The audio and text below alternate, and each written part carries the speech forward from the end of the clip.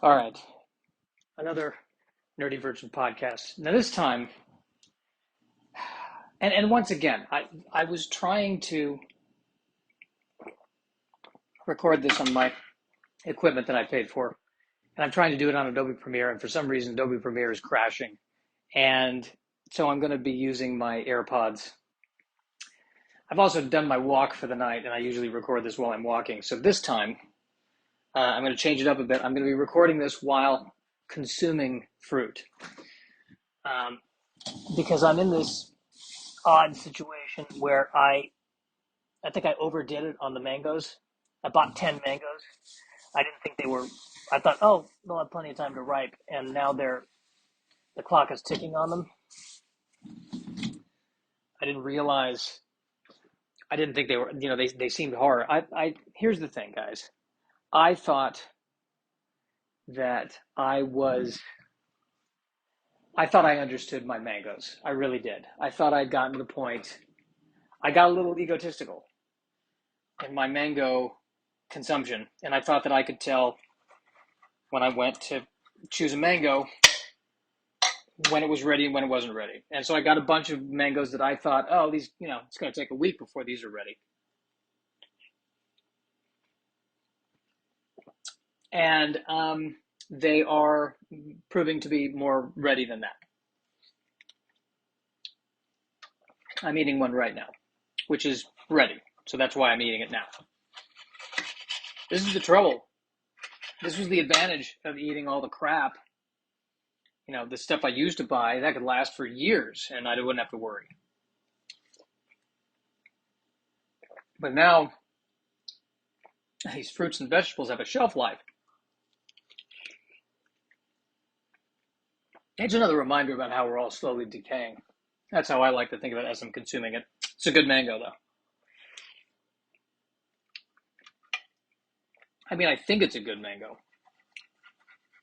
I say that because I've only really started eating mangoes with any degree of regularity.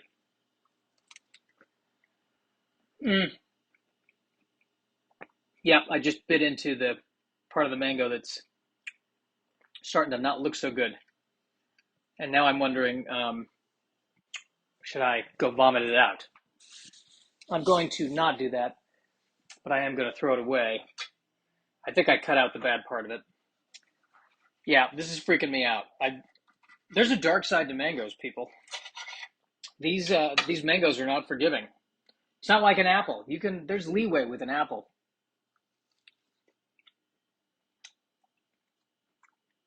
Apples will keep. Mangoes, no. You gotta move. You gotta stay ahead of that mango. So, what are we talking about today? Well, I watched the movie The Package. Can we not make it a joke of it? Can we not do a dumb joke there? Can we have an intelligent conversation about The Package? 1989 movie. It's a thriller. Gene Hackman. Here's what I noticed about Gene Hackman. Whether I love I love watching Gene Hackman. I'll watch anything with Gene Hackman in it. But I've noticed that whether Gene Hackman is a good guy or a bad guy, Gene Hackman plays an asshole. It's always an asshole. If he's a bad guy, people are like, man, that's an asshole. But if he's a good guy, people are like, that's our asshole. Oh, he's an acquired taste. And I love that about the guy. So it's basically the same plot as Star Trek VI: The Undiscovered Country. Should I tell you what the plot is? It might spoil it because it is kind of a. Let's try to figure out what's going on. What is going on? I'll tell you. It's 1989. I mean, it's 30 years. If it's been 30 years and you still haven't watched The Package, well, what does that say about you? That's my question. So it's basically, Gene Hackman is this sergeant who is a good guy, but bit of an asshole. And he stumbles upon this conspiracy. A bunch of U.S. Military and a bunch of Russian military have come together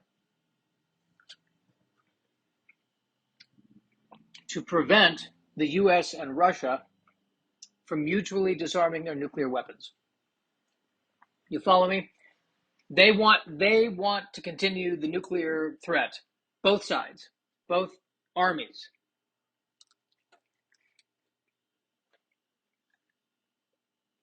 So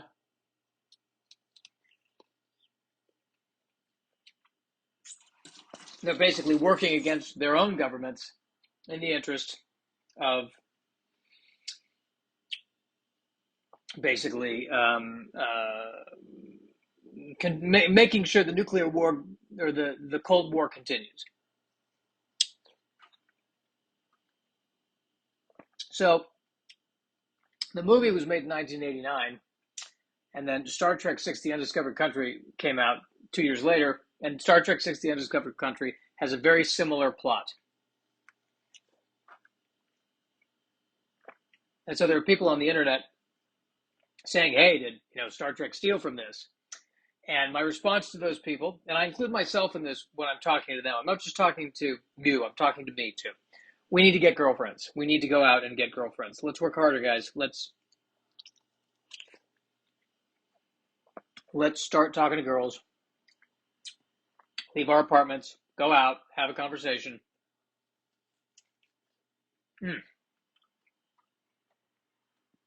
It's a darn fine mango, I gotta tell you. I'm not even really hungry, this is going to affect my bowels, but I just don't want these mangoes to go to waste. You get me?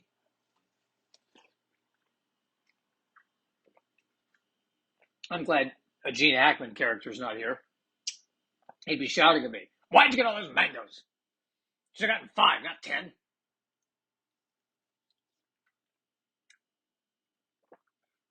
I know Gene. I know Gene character. I'm sure Gene Hackman is not like that. I don't want any of you thinking I think this is how Gene Hackman is. I'm just talking about these Gene Hackman characters.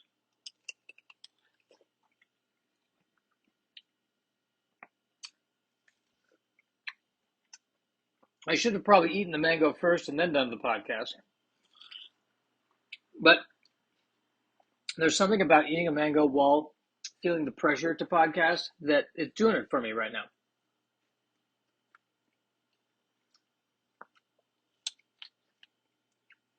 Can't explain to you why. It just feels satisfying to me. So I've been off of sugar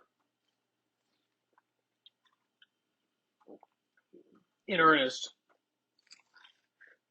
for about,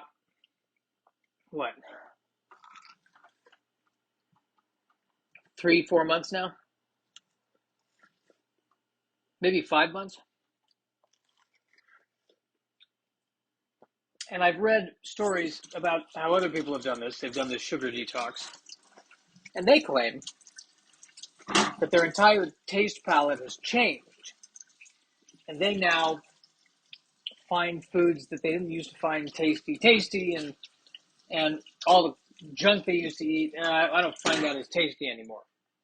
And I think that's plain crap. I don't buy it. Let me tell you something about an Oreo cookie, okay? An Oreo cookie is always going to be great. Okay, if you suddenly find an Oreo cookie less great, you're the one with the problem. And I think, and that problem is denial. I just want whoever says that, oh, my palate is so much better now that I'm eating all these all-natural foods, I can really taste the natural flavors of the kale. I just want to be in the room when that person breaks down and eats an Oreo, and you just see this look of sheer joy on their face. I just want to lean over and make eye contact and go, we both know. We both know. We knew it from day one. All right, I had a mango. Now I'm gonna have some blueberries. End the night with some blueberries. This is what I do with my sugar addiction. I just eat a ton of fruit. This probably can't last forever. Soon I'll only be able to eat vegetables, and at that point, who knows? One thing I can't eat kale and podcast at the same time because no one should be. It's hard to podcast through tears. That's all I'm saying. All right, we're now washing the blueberries as I eat them. I did have. Listen, I got to confess though, I did have. So at the place I work at, they have cauliflower wings.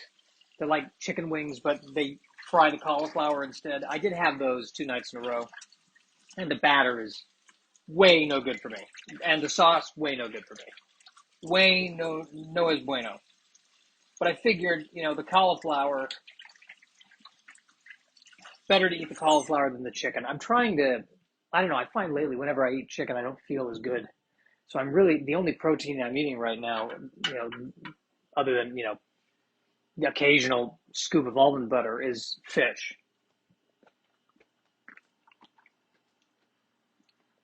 I'm trying to do away with the chicken. It's just not, I don't know, it doesn't taste right anymore, chicken.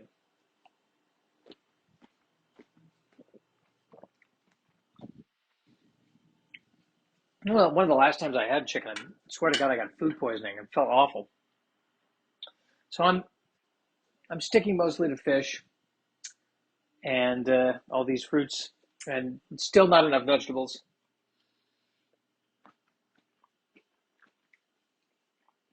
I try to drown the vegetables in broth. That's my new tactic. I mean, I've got to sneak these vegetables past me somehow. I've got to, it's a covert op. How do we get that kale past my taste buds? Because I mean, it's, it's like my taste buds, this is an aggressive checkpoint. It's hard to get things past that.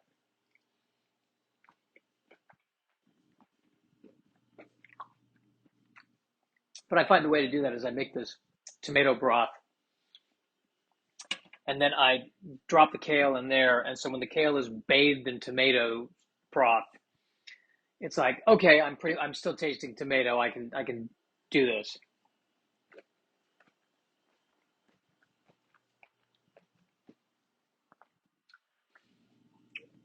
And that's my life at this point. All right, good. We covered the package. The thing I thought when I was watching this movie, the package is how, they're talking about how there's just, both of these governments have their own agendas and there's this huge conspiracy and we are all patsies. And it dawned on me, wow, nothing's changed. We're acting like all this is the first time, this has happened with everything going on politically now.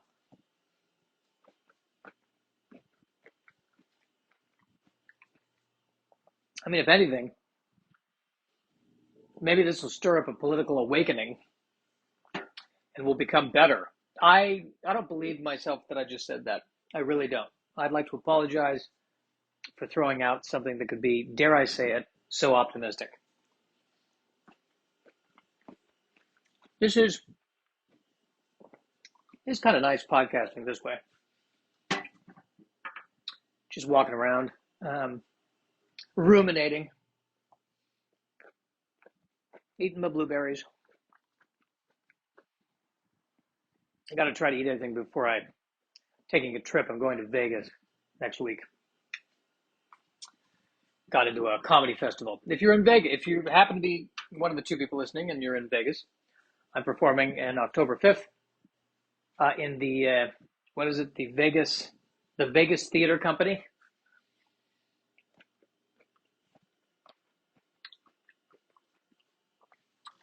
I'm staying at a hotel in the Arts District of Vegas. 20 minutes away from the airport, so I got to figure out how to get there. I would imagine an Uber would be the thing to do.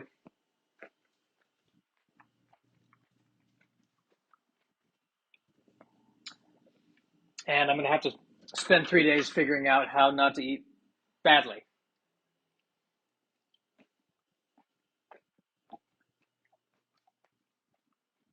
So that should be fun, right? Right? That should be fun.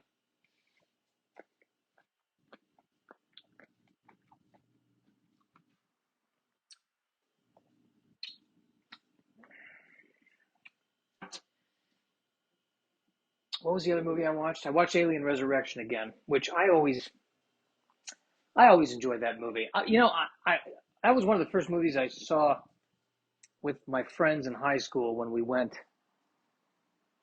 one of our movie nights. And the thing that I was trying to remember is that was obviously an R-rated movie, and none of us were over 18. So somehow we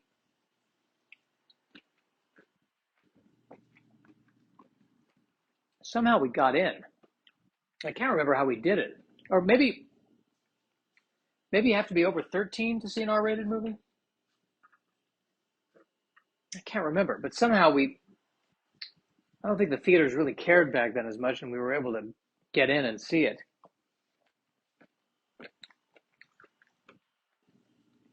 I remember that movie came out right around the same time Starship Troopers came out, and we universally did not like Starship Troopers, and we universally liked Alien Resurrection. And in hindsight, I still got to. If I had to choose between the two, I'd still probably choose Alien Resurrection. Probably would still choose it because it's got snappy dialogue. Sigourney Weaver. Apparently, when you cross Ellen Ripley with an alien, what you get is Ellen Ripley with a sense of humor. So that was. She's funny. She's got jokes. Like she is an elevated Ellen Ripley. She's got snappy one-liners. She's Ellen. Somehow, when they were doing the genetics, Jon Stewart came in and did some punch up, and so now she is funny. I think that's why I like the movie. Starship Troopers. The thing about Starship Troopers that's so funny is I didn't know this until years later. Is that Starship Troopers was written by an author who was basically saying, "Look, I know that war is not great, but it beats the alternative. So, yeah, the people who fight in the wars should only be allowed to vote and no one else. And yeah, you got to be have a big, strong army, and sometimes violence is the answer. And it's I don't want to get into it with whether or not that's right or wrong.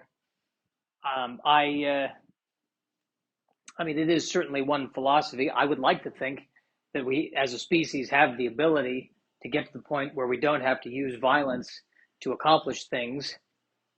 I would like to think that. Not gonna. I mean, I don't know. I can't help with that personally. There are people I can't stand, and it's for getting down on me for not liking Windows 7. So I'm the last person who's going to be able to help with this.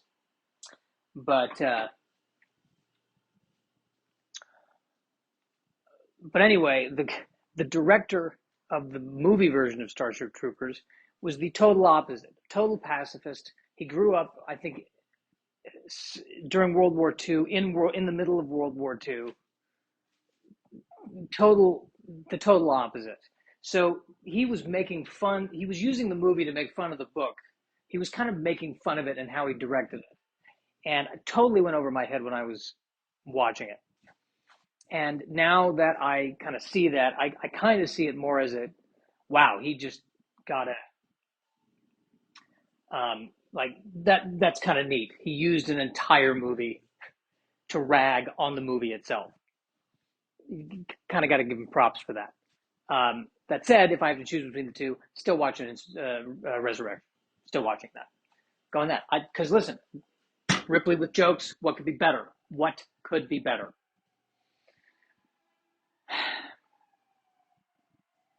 Well, let's be honest. You can do better than it wasn't. Is it the best Alien movie? No. But I got to say, I think I've watched that one a lot more than all of the other Alien movies. Because, the other ones are legitimately scary. Alien Resurrection, not at all scary. It's a very dark comedy. That's really what it is. And I understand why a lot of fans are not into it because it did change. It shifted the genre from what it was in the last two. Kind of like how one Batman movie is dark, and then Joel Schumacher comes along, and now you've got the Batman movie gets campy, and most people like the dark. I think there were people who like the campy. It's a different way. It's a different attack. There you go. It's just Ellen Ripley with jokes. It's enjoyable.